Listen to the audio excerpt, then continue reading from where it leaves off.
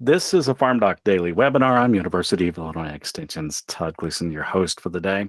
PCM analysis, lower soil productivity ratings, SPR, and fields. We're joined by Laura Gentry. She's with the Illinois Corn Growers Association, and Gary Schnitkey from the University of Illinois. Welcome to each of you. Thank you for being here today. I look forward to the presentation, and the floor is yours. Thank you, Todd. So this is the third and the last of the webinars that we have planned for this FarmDoc Daily series. Our most recent FarmDoc webinar was back on August 1st, and we were featuring one of our PCM specialists there. That was Lou Leva, and he was talking about how the PCM specialists work with the farmers that are enrolled in the program. And we also had our director, Greg Goodwin, talking about many of the new farmer incentive opportunities that are available to farmers, not just in PCM, but across the Midwest and the country through this new government program that's funded by the Partnership for Climate Smart Commodities with USDA. And there were some other opportunities that were exclusively for PCM farmers that we discussed, and those were being supported through our PCM partners like PepsiCo and Walmart. Just a good overview of the PCM program and how we work with farmers. And then the webinar before that, the first one was in July. And in that July webinar, we were focusing on our high SPR soils analysis, which was published as a supplement in the June edition of the Prairie Farmer. We've done this every year now for 5 years, I think it is. And we've been publishing these financial and environmental overviews. And we have just focused on high SPR soils. And we'll explain why a little bit more here in just a few minutes. But that was Gary talking through the financials, and I was helping out with some of the environmentals, and Greg, I think, was on that. Actually, I was not on that one, now that I think about it. That was just, I guess, you and Greg talking through that. But this webinar, this is the first time that we are summarizing our low SPR soils in the PCM program. We're excited to finally be doing this. It's been a long time in coming. Oops, I'm sorry. We're both operating the slide deck. You have the control. Well, as a quick reminder about the PCM program, Precision Conservation Management started in 2015 as a program of the Illinois Corn Growers Association, and we were launched with the great assistance of a USDA NRCS Regional Conservation Partnership Program award. PCM was created as a service program for farmers by farmers to help all of us in agriculture to meet the goals of the Illinois Nutrient Loss Reduction Strategy, which was released in 2015. And it calls for a 45% reduction in the nitrogen and phosphorus losses from the state of Illinois by the year 2035. And it also has an interim standard of a 25% reduction in total phosphorus losses and a 15% reduction in nitrate nitrogen losses by the year 2025, which somehow mysteriously is only 1 year away now. So that is a little bit of background on the PCM program. And as a farmer service program that supports and promotes the increased adoption of conservation practices, PCM is really advocating for 3 what we call practice standards among the farmers in our program, because we believe these infield management practices have the greatest potential to help Illinois and other Midwest farmers to meet the water quality and climate goals that we're facing in agriculture this century. And we believe that these 3 types of practices have the greatest potential to do this, to meet these goals with a neutral or a positive financial impact. So the practice standards we focus on in PCM are reduced tillage, nutrient management, and cover crops. And it's important here to note that what sets PCM apart from many other programs, just one of the things that sets us apart, is our focus on the financial impact that these conservation practices have on the individual farm operations of our enrolled farmers. And this is separate and apart from what any other program in the country really is doing. We do it with the help of Dr. Schnitkey. We couldn't do it, of course, without him. We are a very data-driven program. And we use our data set, which is now a unique and notable comprehensive data set of farmer practices for Illinois, at least for corn and soybean and wheat, and the related financials related to all of those practices to be able to generate these meaningful, objective, accurate conclusions about how this set of in-field management practices is affecting both farm incomes as well as environmental outcomes such as erosion reduction, water quality, nutrient losses, energy use, and greenhouse gas emissions. So as the slide here says, it's PCM data that's identifying conservation practices that can effectively address environmental issues without risking a farmer's bottom line. Well, PCM has regions in Illinois, of course, but also in Kentucky and in Nebraska. And as mentioned, PCM was started as the Illinois Corn Grower Association's response to the Illinois nutrient loss reduction strategy. So understanding the impacts of our management decisions on water quality, especially nitrate, nitrogen, phosphorus, and sediment losses, is central to the mission of the PCM program. And it's central to the motivations for the good work that our PCM farmers are doing every year. In 2023 alone, and just for the state of Illinois, we estimate that the farmers in the PCM program reduced the nitrate nitrogen losses from their fields by over 1.1 million pounds. We estimate that we reduced phosphorus losses by almost 175,000 pounds, and sediment losses were reduced by almost 259,000 tons of sediment were maintained in fields across Illinois as a result of the practices that PCM farmers are using. And if you want to think about that expressed in terms of conservation acres, Illinois PCM farmers have managed over 247,000 acres of reduced tillage, 257,000 acres of in-season nitrogen applications, meaning no or very limited fall nitrogen applications, such as just what you would have maybe with MAP and DAP application in the fall, and almost 85,000 acres of cover crops in Illinois. And I've mentioned already that PCM publishes a data summary of all the years of the data on the high SPR soils in our June edition of Prairie Farmer each year. And we've also worked with Dr. Schnitkey on another interesting project in 2023, where we took a look at the most profitable cover crop farmers in the PCM program in Illinois on both high and low SPR soils. And we wanted to know, what are those farmers doing ahead of corn, ahead of soybean? And so we identified those top 10 most profitable cover crop farmers, and we asked them if they would be willing to talk with Dr. Schnitkey and let him interview them and review their data. And most of them were happy to do so. And the findings were really interesting. And we published that booklet in May of this year. And you can see that up there in the top right-hand side. And it's a guidebook titled Managing Risk with Cover Crops. You can find that one on our website at www.precisionconservation.org under Farmers, under the Farmers tab. And of course, today we're now publishing our low SPR assessment. So in PCM, we're always looking for new, creative, meaningful ways to share the data that our PCM farmers entrust with us in ways that will benefit all of the Midwest agriculture, and in ways that protect local and national waters and reduce soil erosion and eliminate, we hope, blowing wind events in the spring and address climate change issues. And we have a huge thank you to offer to Jim Baltz, who does an enormous job helping us in the PCM program and supporting us through farmdocs, and of course, to the farmdocs team, and especially Dr. Schnitkey for some tremendous analysis and great patience in working with me sometimes. Importantly, we use farmer data as a way to increase and support the use of conservation practices. And we want these to have positive outcomes, of course, and we want to do this without additional government regulations. So, like all great successful efforts, PCM is the culmination of many committed, engaged individuals and partners, and we could not have started or continued to operate PCM without the support, without the financial and logistical and technological, emotional support of all the organizations that you see listed here. Big thank you to all of them.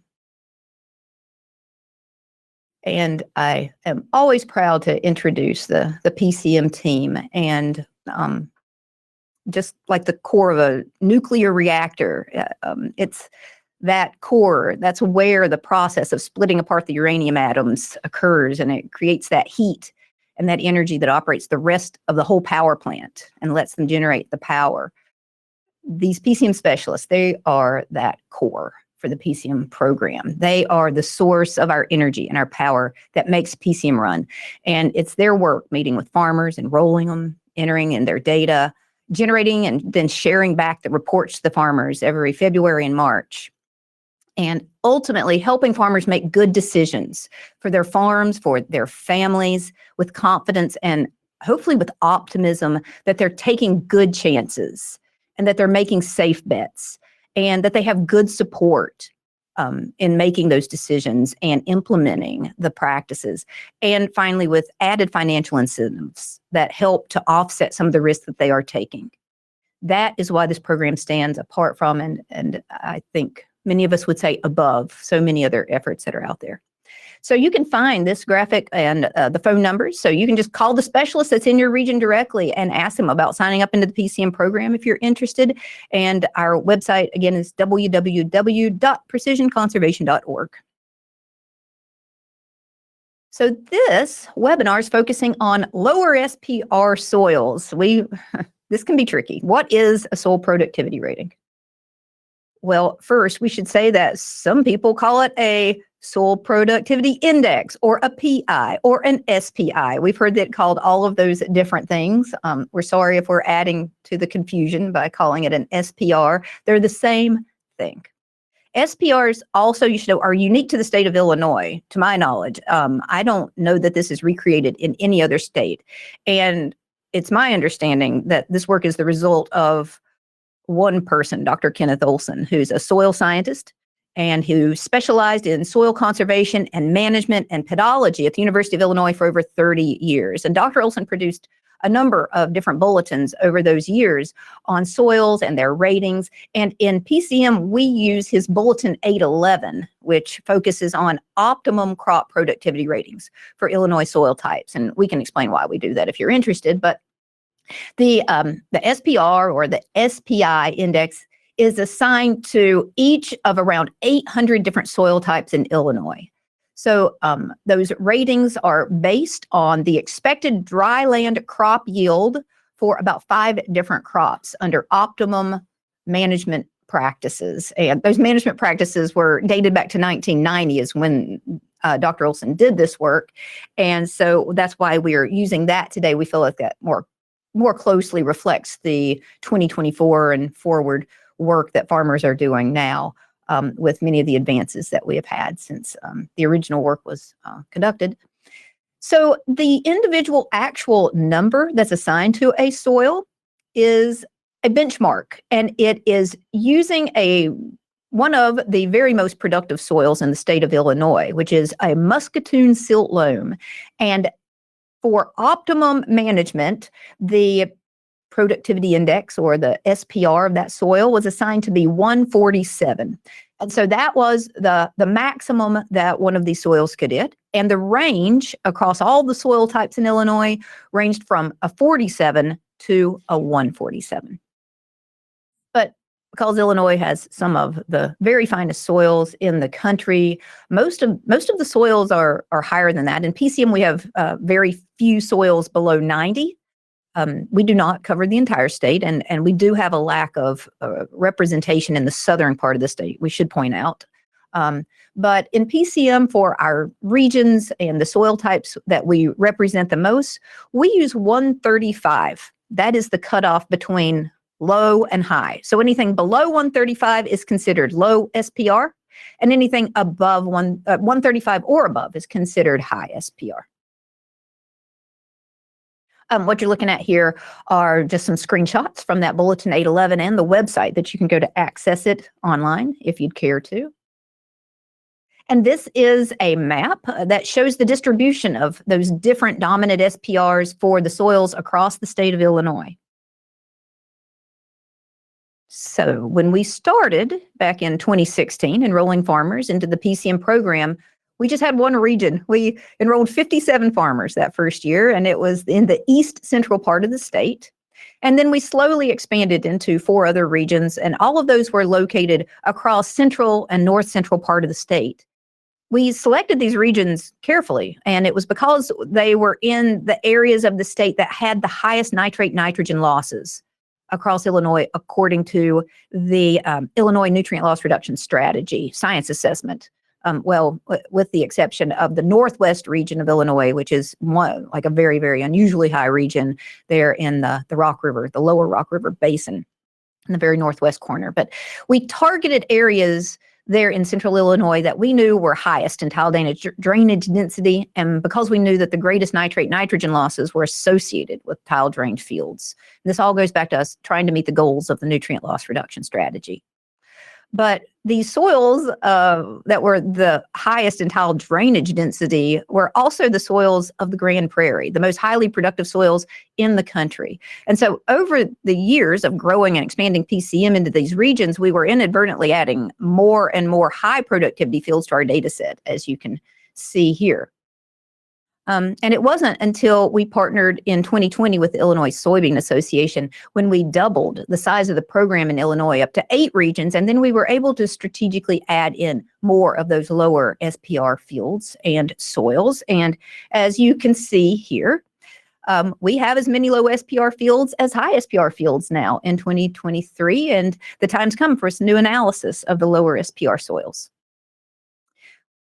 Oh, and there are all of the fields that we have. But this is just for Illinois. So when you map out the density of the high and low SPR fields in our program, for the high SPR soils, we saw just what we would expect, that most of those high productivity fields are in the central part of the state, and some were scattered to the north and the west, of course, but the greatest density were located in the central part of the state, just like we thought. And we thought that we would see that most of the low SPR soils would be concentrated in the southern and the westernmost parts of the state, but we were wrong about that.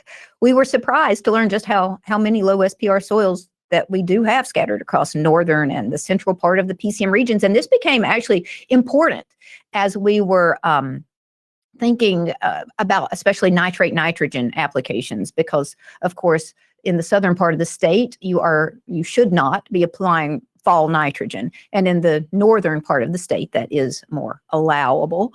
So these things were important as we were thinking through some of these issues. So with that, I think that is a pretty good introduction to the SPRs, the high, the low, what we expected and what we were surprised by. And I turn it over now to Dr. Schnitkey. All right. Thank you, Laura. And what we're going to do now is go through some of our summary results. These summary results are for low SPR. So we've typically presented high SPR. This is from 2015 to 2023. So these are averages for those years. And right now we're dividing those results as we do for the high SPRs and no-till. So this would be no tillage pass. Strip till is a strip bar. One pass light would be a system in which you make one tillage pass, and we would characterize that as a light system. As you see here, number of fields, and this is corn, we have 1498 in no-till, 1275 in one pass light. We have quite a few here in strip till, 720.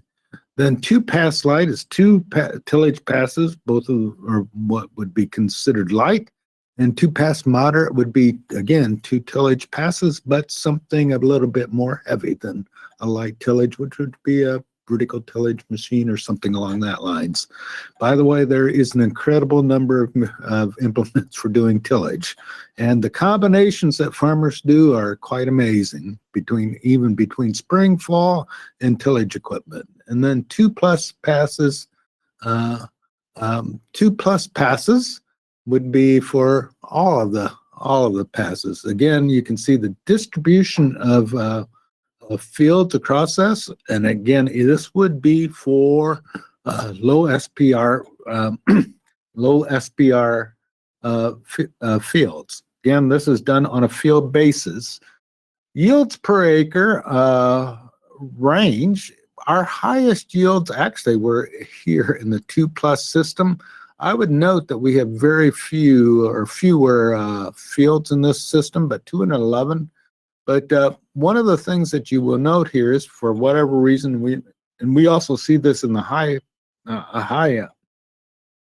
soil productivity rating area, there is a bit of a yield drag to no-till. A little bit of tillage does increase yields. So those are the yields across the systems. We had strip till and 2-pass light, 203, 205, 195 for 1-pass light. Total direct cost here would include seed, chemical, pesticides, fertilizer, all the direct cost. Our highest systems would be strip till, 443, and 441 for 2+ pass systems. This is sort of interesting. We often try and think about why those direct costs would vary across systems. Actually, it's hard to determine why those why those costs would vary across systems. Here's our field work cost. And again, we see our highest field work costs coming for the 2+ pass systems. Other power costs would include everything else other than field work. That is typically the highest part of our power cost, which is given for anything that deals with machinery and related items. That would include, the biggest item is combining and harvesting fields, and also includes all spraying applications, planting applications, etc. Overhead cost is the same across the systems to give us non-line cost. In our system, we see sort of this, we're actually pleased to see that the strip till comes out pretty high from a operator and return standpoint. That is our measure of returns, and that would be gross revenue minus non-line cost, and this would be what is left to pay cash rent or rent on the land and provide the farmer return. Our highest return here is from 2+ pass systems, and that primarily occurs because of this yield here, and again, controlling these direct costs, and if we could get these direct costs down and put those in the strip till category, strip till would be higher than the other ones. Somewhat interestingly, direct cost for no-till is no higher than the other ones, which generally would mean that pesticide costs are roughly the same between no-till and other systems. Coming down again, so we see this operator land return being the highest for 2-pass light systems, and then our estimated erosion, and this is a model result, right, Laura? Yes, this is modeled results, and we run these results for a lot of our different environmental outcomes. We use our partner Field to Market and their field print calculator tool to generate a lot of these estimates. And so these were generated with government produced estimates, models, I should say. And what you see there are the soil loss for each of these different tillage programs in terms of tons of loss per acre. So we can see that the soil loss, say for no-till, at 0.99 tons per acre. That estimate, all of these estimates for soil loss, also take into consideration the topography of those fields, the actual field boundaries with the related topography go into that. And so if you are curious about why is that 0.99 number higher, why is the no-till number higher than for strip till, say for instance, in these soils being often from the fields that do have more topography in the state of Illinois, we are confident that the no-till fields that you see there have more topography than the strip till fields. Farmers just are not going to do strip till fields on a highly rolling piece of land there. So that is also taken into consideration. But it's very clear that no-till and strip-till have much less soil erosion per acre than when we move even into the one-pass light system. But of course, as we move into 2 and more than 2 tillage passes, we see more soil loss. That's what we would expect and what the models show. And if you're curious about greenhouse gas emissions, if you are interested in any of these carbon markets or some of these other programs that are interested in the carbon asset that you might be generating with your practices, this really clearly shows how less tillage on these corn fields in Illinois. Less tillage just means lower greenhouse gas emissions. If you're curious about why the strip till, the one pass light, two pass moderate are all lumped into that one number, it's because of the model that we use. We use a model called the Cool Farm tool, which is an internationally produced and generated model. And there's less of these nuanced tillage passes in other countries. So they have no till, reduced till, which lumps in all these others, and then conventional till, which is that higher number there. So obviously more tillage, more greenhouse gas emissions. All right, so this is our low SPR fields tillage for corn. Now we're going to move for tillage for soybeans. So this shows our similar thing, same sort of layout here, no till, strip till, one pass light, same benchmarks as for our corn.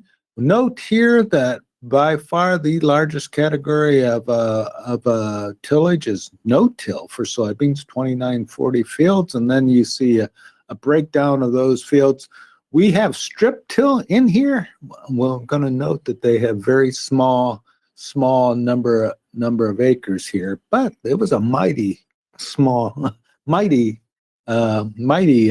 benchmark. They had 65 bushels return, 65 bushels of yield. We're going to take a good closer look at strip till. Strip till, for whatever reason, performs better in low soil SPR ratings than it does for high. So we have to figure out why that is. Direct cost again. You see the direct cost, and for whatever reason, strip till again stands out with higher direct cost. Don't know exactly why that is. Field work, $0 per acre for no-till, and then $20 to $44 per acre as you go up. Other power costs remaining roughly the same, but there are variations across the benchmarks. Coming down to our operator land return, $369 per acre. Our strip till actually had $395 per acre, the highest of any of these. And some of our higher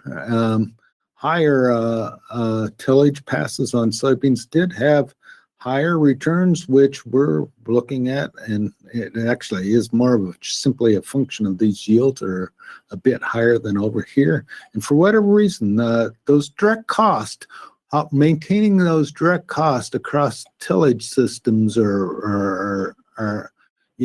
maintaining low direct cost is pretty key to profitability. Again, here is the estimated soil loss numbers. I'd note that they're larger for soybeans, simply because there's more residue left for corn. And then we got negative numbers here for greenhouse gas emissions. Yeah, that's pretty interesting. And it really, what it's reflecting there is just how much greenhouse gas emissions are coming from nitrogen fertilizer application on corn. That is the biggest part of the difference between what we saw for greenhouse gas emissions with corn, which were highly, much more positive, versus these close to neutral or even negative values that we're seeing for greenhouse gas emissions for soybean, which does not get nitrogen fertilizer. And you can see that no-till, of course, is a bit of a carbon sink, we would call it, since it is 0.23 metric tons of CO2 equivalents per acre there, relative to the slightly higher numbers that we see for the other tillage types for soybean. Yeah, and we have the same numbers here except condensed here. Again, I would make one other point here. This 2+ pass systems much higher soil losses and greenhouse gas emissions as well. So as we're looking at tillage systems, here's what's sort of interesting.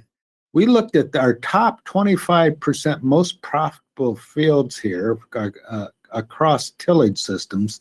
You will note that that of the fields in the previous slide, no-till had a bit lower return, but it still had 60% of our most profitable fields. When we look at most profitable fields, direct costs come into play, and keeping those in line is very important. So you can make no-till, and 60% of our most profitable fields in soybeans are from no-till.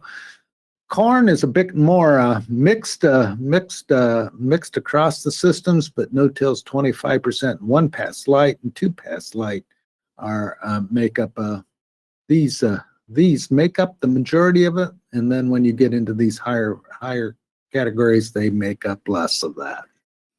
One thing I thought was interesting, as we've been doing this top 25% most profitable fields every year for the past 5 years, strip till each year for corn grows for the high SPR soils. We haven't been really tracking it for the low SPR soils until now, but I do think it's interesting that strip till seems to be becoming used more often among the most profitable fields for the higher SPR soils. And I don't know, do you think that might be happening for the lower SPR soils? Yeah, I do believe we haven't been watching it as closely.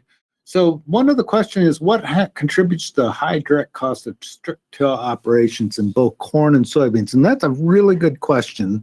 Again, when we look at the more profitable strip tillers, they keep those costs in line. And actually, we're going to do sort of the same thing with strip till that we did with cover crops this year, taking a good hard look at that. Here's what I would tentatively say. It would appear to me that strip till, the users of it have two different philosophies. One is to maximize or put a lot of inputs on, which doesn't look to me to be as profitable as keeping inputs more in line and just keeping inputs more in line. So we're again going to be looking at that more closely this year. We're looking at that in pretty detail. So as an aggregate, are we still meeting the T by 2,000 soil loss goals? I thought over 2 tons loss was too high. Yeah, it's a great question, and that T by 2,000 was one of the most successful conservation focused campaigns of anything probably that NRCS or anyone in any country's ever done. T by 2,000 is something that farmers in every state across the United States recognizes. So kudos to NRCS for that. And also, I would say, because I'm not going to say that yes, we are, or no, we're not, because we just don't have enough representation in the southern part of the state, which we know is the area that's going to have the highest soil loss areas. I would say that within the PCM regions that we represent in the state of Illinois, we are close to that T equals 2,000 goal. So, or 2 tons of soil loss per acre goal. So I would say within our regions, yes, we are within that on the aggregate. But Laura, again, we don't represent lower states. I looked it up, Laura, just to see. And the most recent thing I could find was actually 2015 on the T by 2000 program, kind of near and dear to my heart. First thing I actually worked on at the Illinois Department of Ag, and I was still in college at the time, early college. 80.4% of the cropland acres are below T in the state of Illinois, or were in 2015, just for a reference point, I suppose. Todd Gleason, you are a man of many talents. Thank you. You're welcome. Adding that in. All right, we are going to now move on to cover crops, and we're starting here with corn. And here we have no cover crop fields, 3,846, 173 with winter terminal. Overwintering is 670. Here's one thing to note here. 200 bushels per acre with no cover crops. Winter terminal actually had a higher yield of 205 bushels per acre. We actually find roughly the same thing in high SPR. So for whatever reason, winter terminal cover crops do seem to increase yields. What we typical is a bad word for corn, but one of the things that you may see for this cover crop is they're coming off soybeans. They would fly on the seed, and it would be oats or radishes or something along that lines, and see what that is doing, and we get 205 bushels per acre. Unfortunately, that system also has $16 a cover crop cost and $15 a cover crop planting, and some of those can be higher than that. We typically don't see that system having higher profitability than our no cover crop system. And so we're working on this. I don't think Laura likes this as much because it's not going to sequester as much nitrogen, but hey, if we can get higher yields, what the heck? So, and then for whatever reason, overwintering presents challenges, yield challenges. We see lower yields. Corn with cover crops in lower SPR soils presents as the same challenges as high SPR. We do see the use of cover crop here reducing some soil loss and reducing greenhouse gas emissions. Mm-hmm. Indeed, yes. Very effective at reducing greenhouse gas emissions. Oh, what's the seeding rate of the cover crops? That's an excellent question. And we do not implement any kind of requirements around farmers who are using cover crops. If farmers report, and in good faith, they say that they grew a cover, we do record the seeding rates, but when they say that they grew a cover crop, we just put them all in there. So the cover crops can range from, 18 pounds per acre to 45 or 50 pounds per acre. And we just record that. We could break it down and start looking at it at a higher resolution, how did farmers who use lower seeding rates do relative to farmers who used higher seeding rates. We could do all that, but we feel like there's another piece to all of that sometimes gets ignored, and that's when did you plant? How long did the cover crop grow? And just, it's important to know total above ground biomass, and there's a much larger piece to that than just the seeding rate. It's, how long was the crop out there between planting and termination? And we feel like that's a piece that gets overlooked a lot. And because ultimately it's the total above ground biomass that is doing the work of a lot of the environmental benefits there. If anybody's curious about why that overwintering soil loss number for an overwintering cover crop is so much higher than a winter terminal, which is counterintuitive. Certainly the overwintering should have lower soil loss since it's still out there in the spring doing the good work that it does. We feel like that's an artifact of the model and of our data. And also I would say, we think that we have, there's a little quirk in the model around planting date and seeding of the cover crop. There's just some funny things going on there that we need to look into more on our end. So if anybody's curious about that, we were curious about it as well, and we need to dig into it a little bit more. All right, let's turn to soybeans. And soybeans, we have 62 bushel no cover crop yield. We actually have a bit higher yield for overwintering cover crops, 63 bushels per acre. That is pretty, having the same yields as with no cover crop, and in this case, higher yields, is pretty consistent finding. One of the things that we've noticed, and when we talk to our more profitable cover croppers, there is a system for corn going into soybeans, and that's generally cereal rye planted after harvest. Keep it as less expensive as possible, and plant soybeans early. So we see that higher yields here. Our non-land costs are a bit higher, and again, what we have to do is figure out how to do this cover crop planting and this cover crop seed. we have 1 bushel here, but that's not going to cover that $28 cost in our case.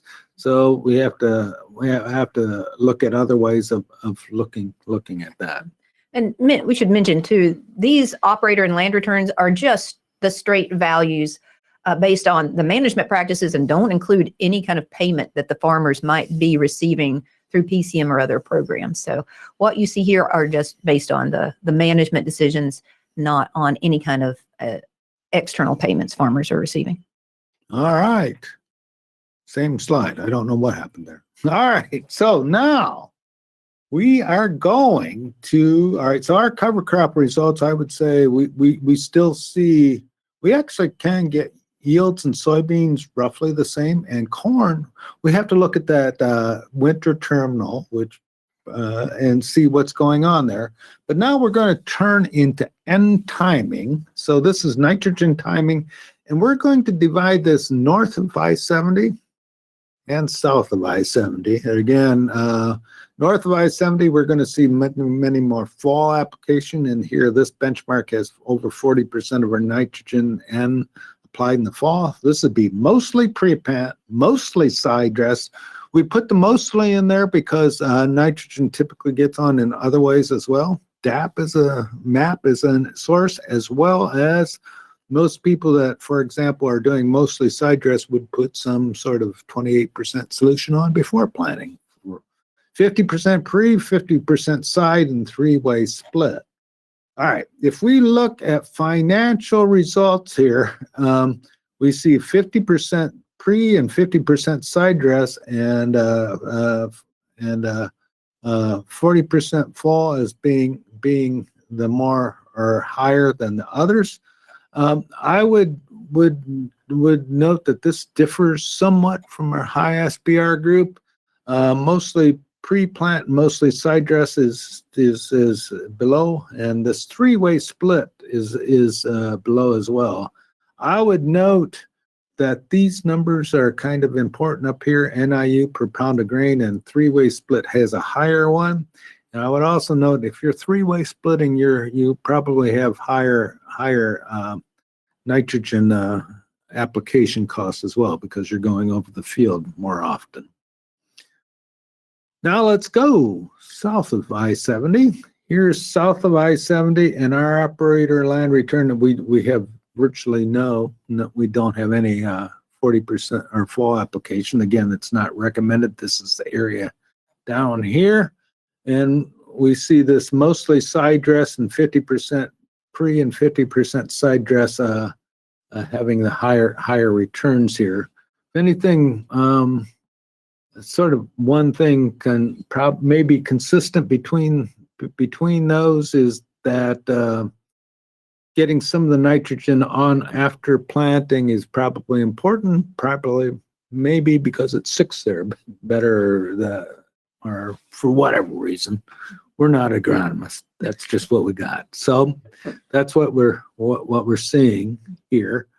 And here is, let's now turn to the rate.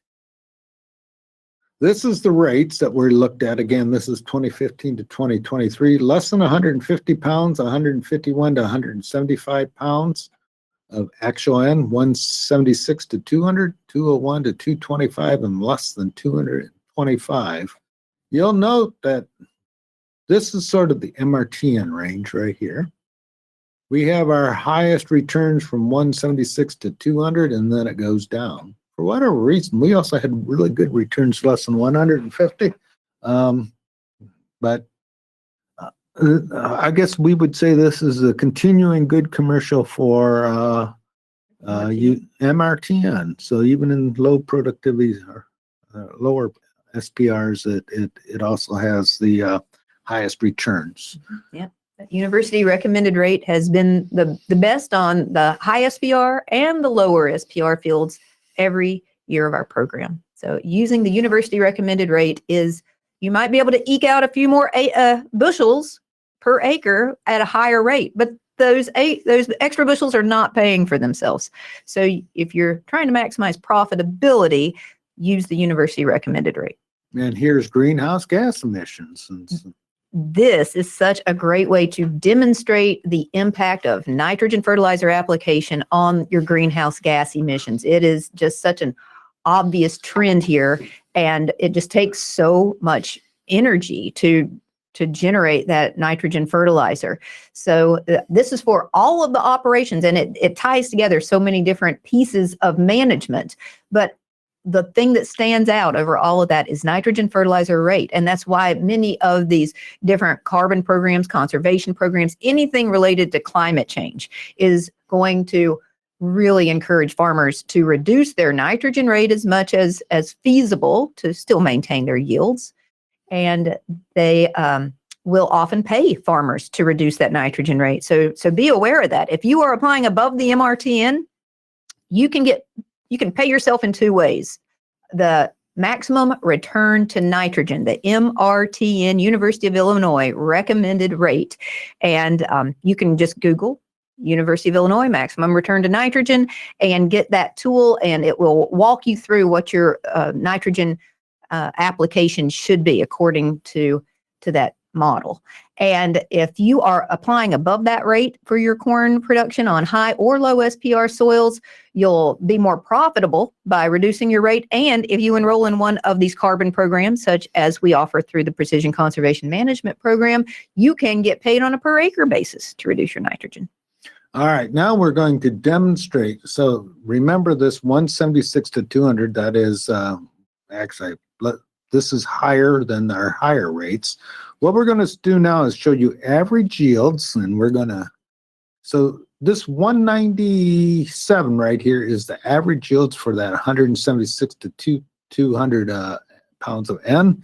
And then we have every year here. So if you want to get granular about things, you can see how each year compares across those. We would note that reducing N rates do tend to lower average yields, and increasing N rates do increase yields, but we don't see the yield being paid for by or the additional cost in terms of fertilizer being covered by the additional yield. So that's what we continue to find, and that has been one of our more consistent findings across this. So top 25 most profitable fields this is north of I-70. I want to make and we're dividing this out here by NUE, nitrogen use efficiency. So this would be pounds of N per bushel of corn. Total nitrogen, including any nitrogen in your MAP or DAP or any other source that it contains nitrogen fertilizer. All right. So one of the things to note here is that even when we look at across these, and these are the top 25%, N rate really matters. If we look at those lower rates, less than 1, we see a much higher proportion of our fields in those, no matter the category. So the N rate really does matter. So this is north of I-70, and here is south of I-70, and mostly pre-plant. Again, you see roughly the same thing. So nitrogen rates are pretty key in profitability. So here's sort of where we're at. Tillage, less is more. Consider one less tillage pass to reduce fuel costs, save soil, and increase profitability. And again, we're really going to begin looking more closely at the strip till benchmark in both low SPR and high SPR areas. Second thing is nitrogen management. 9 years of data show that applying rates above MRTN is less profitable. In our data set, moving that typically, and this is a little bit more mixed than the MRTN, but moving some of those nitrogen application to in-season really does hurt with help with profitability, and it most definitely does with water quality. And then cover crops for beginners. Farmers new should probably start with seal rye ahead of soybeans. Make it as simple as possible. Just spread it on with the fertilizer application in the fall. You don't even have to work it in, plant. soybeans early. And I'd like to put in one really quick plug for a webinar that's coming up in a little over a week. If any of you are interested in the 45Z tax credit and what that can mean for you as a farmer, where that legislation stands right now, and there's a lot of interest out there among farmers and a lot of other groups around this 45Z tax credit that farmers may benefit from. Some of you are thinking about waiting to sign up any of your cover crop or your other nitrogen management or other acres for conservation into that program. There is a lot of uncertainty. And so if you're interested in that, please think about tuning into a webinar that is coming up on September the 17th at 7:30 in the morning. It will be recorded, so you can access it later as well. The Illinois Corn Growers Director of Conservation and Nutrient Stewardship, Megan Dwyer, is going to be hosting that. And you can check out the Illinois Corn website to learn more about the details and how to register and tune into that webinar if you're interested. All right. Before we get to our questions, let's take a moment just to thank the sponsors as well of our program today. And while I'm doing this, if you have questions, tap them out now. We'll go through the top of the hour, at least, for sure, I would think, or very close today. So get that tapped out. We would like to thank the TIA Center for Farmland Research. That is actually here on campus, a part of the College of ACES, and, of course, within the Department of Agriculture and Consumer Economics, or the FarmDoc team. We'd also like to thank CoBank, Compere Financial, Corteva AgriScience, Farm Credit of Illinois, FS Growmark, the Illinois Corn Growers Association, and the Illinois Soybean Association, as well as our partners in education, the FarmDoc team, the College of Agricultural, Consumer, and Environmental Sciences here on campus, the Department of Agricultural and Consumer Economics, and Illinois Extension, as well as FBFM and the Gardner Agricultural Policy Service. One reminder before we get to the questions, and you can just stay on this particular slide for a moment. These webinars, of course, are up online. You can find them at farmdocdaily.illinois.edu. It's archived really fairly quickly there, and there will be links on that site. And look under the webinar section, or you can simply go to YouTube if you prefer. You'll see this in just a moment. You'll find youtube.com/@farmdoc as the direct YouTube link, and you'll find there the 5-minute FarmDoc podcast, 5-minute FarmDoc videos as well, many of which Gary Schnitkey has done, and many other folks, not only from the FarmDoc team, but from the crop scientist as well. So you'll find all kinds of things there, including the podcast that I produce for the radio programming, the Closing Mark Report, and Commodity Week. Now, Gary and Laura, I think you probably had an opportunity to take a look at a couple of the questions. Is there anything we need to cover still? So we have one question. We did such a great job. We have one question. So my question is, can we add nitrogen like urea in splits to avoid losses? And the answer is yes, you can. As long as you are adding the nitrogen, whatever the source of the nitrogen, to the soil, if you can time it as closely as you can to the time that the plant is there and growing and needs to take it up, that is how you are going to maximize your nitrogen uptake and avoid losses. So, it goes back to putting it down at the right rate, at the right time, with the right source, and in the right place. So the 4 R's, and that will always be the way to maximize nutrient uptake and reduce and minimize the amount of nitrogen, phosphorus, other nutrient losses. The one thing I would add about urea is that it also, and this is an economic, not your question, from an economic standpoint, on a pound per N basis, it's often the more expensive than solutions and anhydrous ammonia. Anhydrous ammonia typically is the lowest cost, followed by solutions, followed by urea. So you might want to take that into consideration when you're making your applications.